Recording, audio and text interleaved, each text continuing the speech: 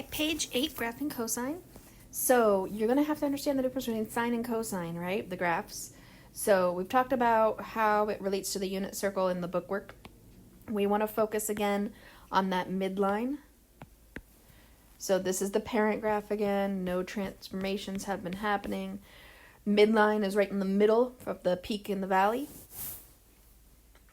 For cosine, the initial point is at 0, but it instantly does the amplitude. So the first point does the amplitude instantly. So this is A. So it's A up for the initial parent graph, the beginning, from the green line. The end point matches. It's also up. In this example, it's up. It's not always up, but it instantly does A again. Then it's all about cutting things in half, right? Between the beginning and the end, right at pi is the middle, and it goes opposite. So if your beginning and end were up, your middle is opposite. So it went down A, negative A. Then I've cut my line into pieces again, right?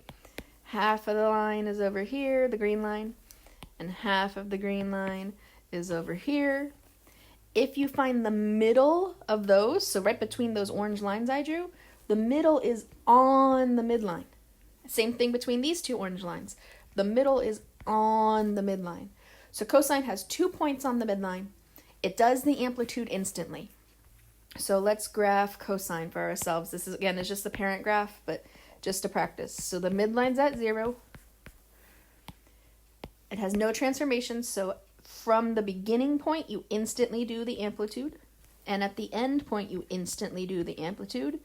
In the middle of that, you do opposite, so the opposite direction, the amplitude. And in the middle of both of those is on the green line. So cosine will always look like a V when you plot the points, but you sketch it in just like sine, a wave function.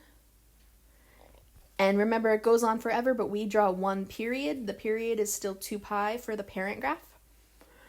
And A, B, H, and K still do the exact same thing as they did in sine. So let's graph one together. So same answer blanks as we did for sine. So we're going to need to know the amplitude, the period, the phase shift, the vertical shift. Is there a vertical reflection? And beginning and end. So same stuff does the same stuff. So the A is -3. I'll keep that in mind for these two answers. The B is an imaginary 1 in between cosine and x. I'll keep that in mind for this answer. H, it's plus pi there. And then K, if there's nothing there, there's always a +0, right? So amplitude is never a negative answer. The amplitude is 3, but the answer is yes for vertical reflection because of that negative sign. The period is 2 pi divided by that highlighted 1, which is just 2 pi.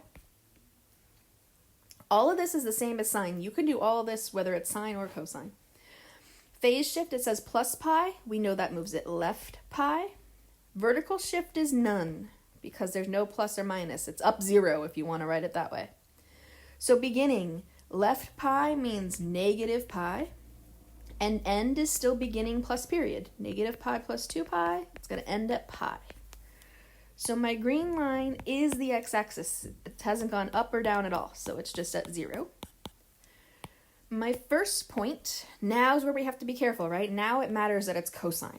My first point is at negative pi on the x-axis, but I instantly do A.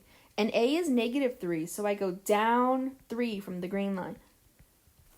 My end matches. So at pi, down 3.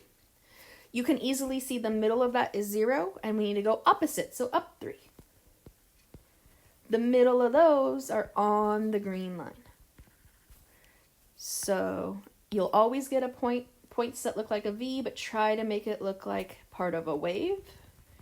And know that it does go on forever, but that's one period of this cosine graph. B. Same answer blanks.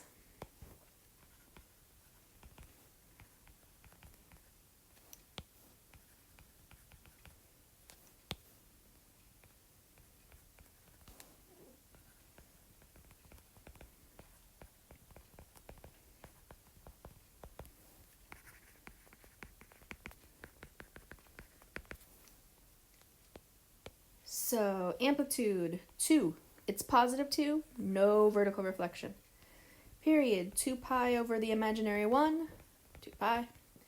Phase, it says plus pi over 2, that's going to go left pi over 2. Plus 1 at the end is going to move it up 1. Beginning, phase but with numbers, negative pi over 2. End, beginning plus period, make a common denominator. Add, subtract the tops. Okay, vertical shift, up 1. So my new midline, or you can think of it as your imaginary x-axis, is up 1. My beginning is negative pi over 2, but you instantly do the amplitude. So from the green line, I'm going to go up 2.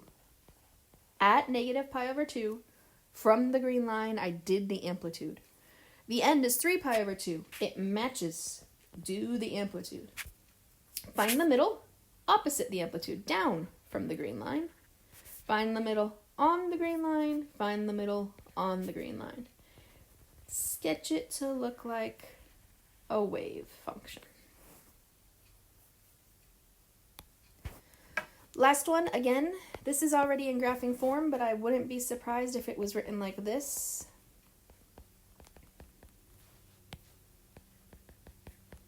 And then when you see a number attached to x, you need to factor it out. It doesn't change anything except for you factor it out of the parentheses, which is dividing, divide, and now it looks like this, which is the same as that. Using the orange equation, or the original, answer all the questions.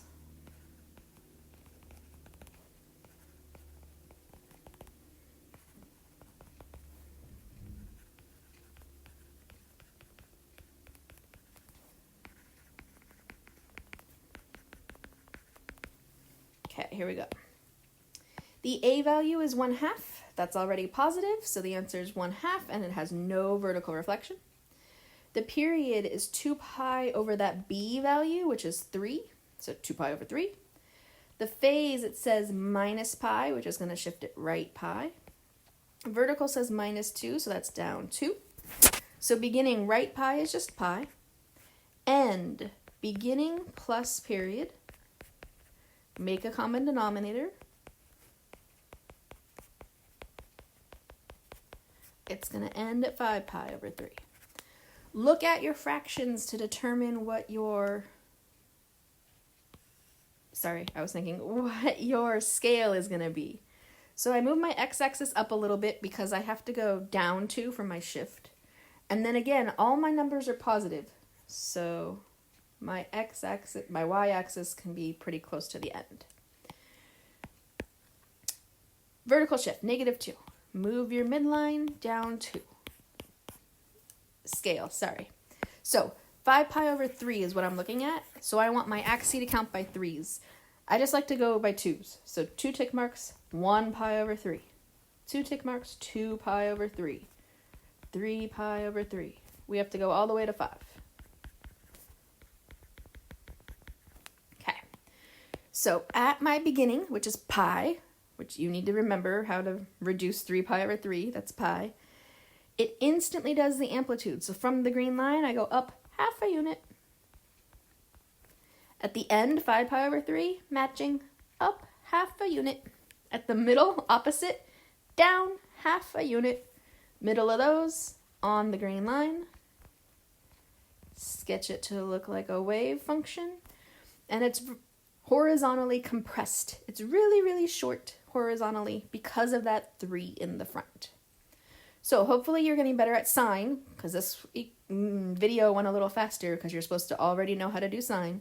And now you can do cosine. Hope you're doing well.